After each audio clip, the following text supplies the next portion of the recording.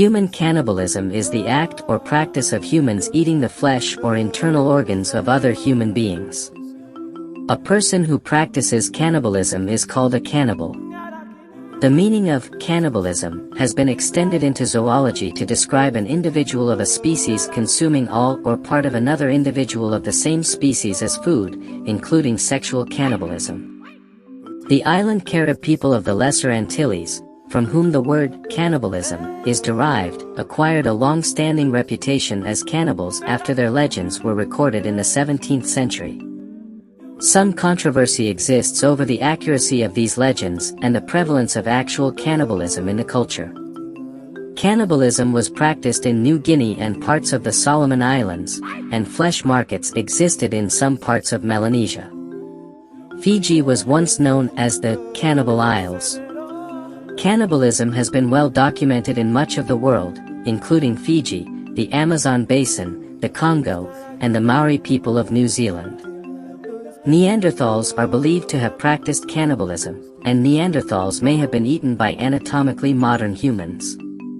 Cannibalism was also practiced in ancient Egypt, Roman Egypt, and during famines in Egypt such as the Great Famine of 1199 to 1202. Cannibalism has recently been practiced and fiercely condemned in several wars, especially in Liberia and the Democratic Republic of the Congo. It was still practiced in Papua New Guinea as of 2012, for cultural reasons, and in ritual and war in various Melanesian tribes. Cannibalism has been said to test the bounds of cultural relativism because it challenges anthropologists to define what is or is not beyond the pale of acceptable human behavior.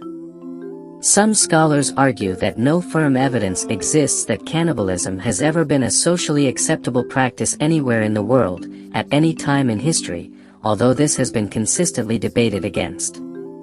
A form of cannibalism popular in early modern Europe was the consumption of body parts or blood for medical purposes. This practice was at its height during the 17th century, although as late as the second half of the 19th century some peasants attending an execution are recorded to have rushed forward and scraped the ground with their hands that they might collect some of the bloody earth, which they subsequently crammed in their mouth, in the hope that they might thus get rid of their disease. Cannibalism has occasionally been practiced as a last resort by people suffering from famine, even in modern times. Famous examples include the ill-fated Donner Party, 1846–47, and, more recently, the crash of Uruguayan Air Force Flight 571, 1972, after which some survivors ate the bodies of the dead. Additionally, there are cases of people suffering from mental illness engaging in cannibalism for sexual pleasure, such as Jeffrey Dahmer, Issei Sagawa, and Albert Fish.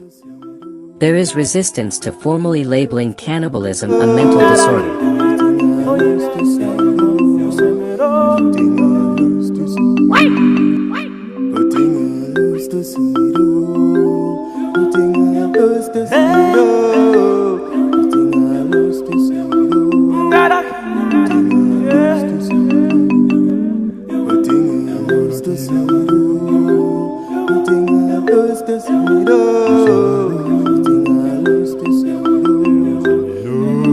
Consumption of a person from within the same community is called endocannibalism.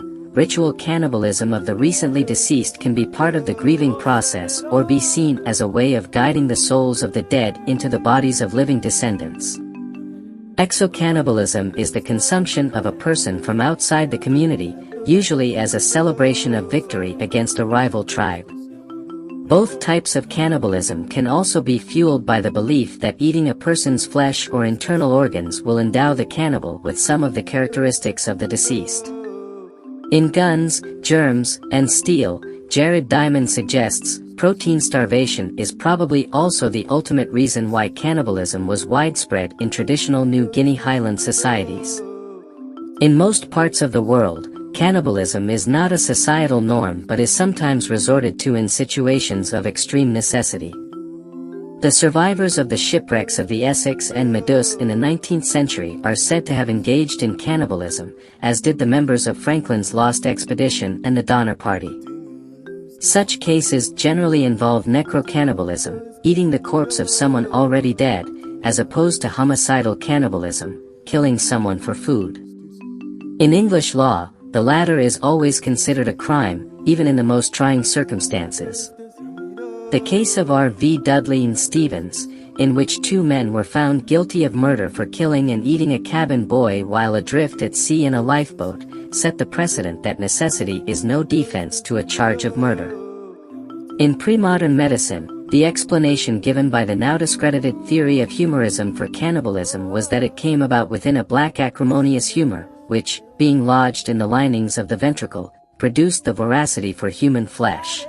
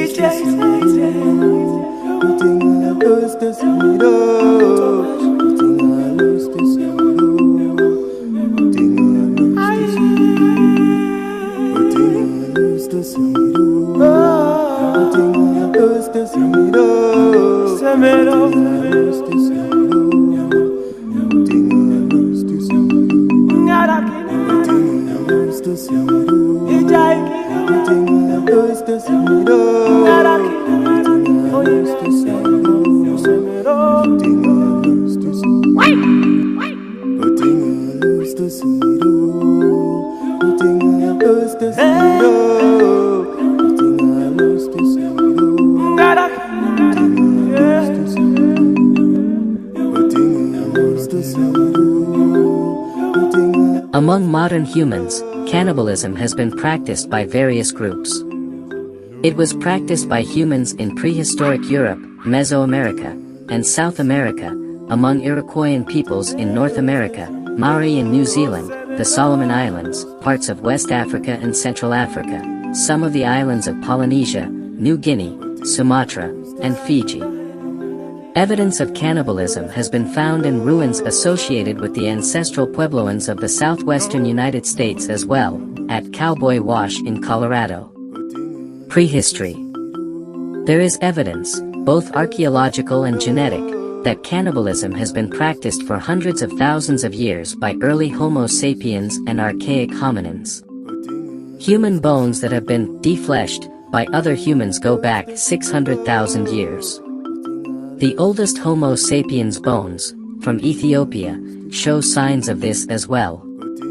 Some anthropologists, such as Tim D. White, suggest that ritual cannibalism was common in human societies before the beginning of the Upper Paleolithic period. This theory is based on the many butchered human bones found in Neanderthal and other lower/middle Paleolithic sites. Cannibalism in the lower and middle Paleolithic may have occurred because of food shortages. It has also been suggested that removing dead bodies through ritual cannibalism might have been a means of predator control, aiming to eliminate predators and scavengers' access to hominid, and early human, bodies. Jim Corbett proposed that after major epidemics when human corpses are easily accessible to predators, there are more cases of man-eating leopards, so removing dead bodies through ritual cannibalism, before the cultural traditions of burying and burning bodies appeared in human history, might have had practical reasons for hominids and early humans to control predation. A maxilla from Gough's Cave with cut marks near the teeth. In Gough's Cave, England, remains of human bones and skulls, around 14,700 years old, suggest that cannibalism occurred amongst the people living in or visiting the cave and that they may have used human skulls as drinking vessels. The archaeological site of Herxheim was a ritual center and a mass grave formed by people of the linear pottery culture in Neolithic Europe. Herxheim contained the scattered remains of at least 450 individuals. Whether for religious purposes or war, it is apparent from the 2009 study that the humans at the site of Herxheim were butchered and eaten. Researchers have found physical evidence of cannibalism in ancient times. In 2001, archaeologists at the University of Bristol found evidence of Iron Age cannibalism in Gloucestershire. Cannibalism was practiced as recently as 2,000 years ago in prehistoric Britain.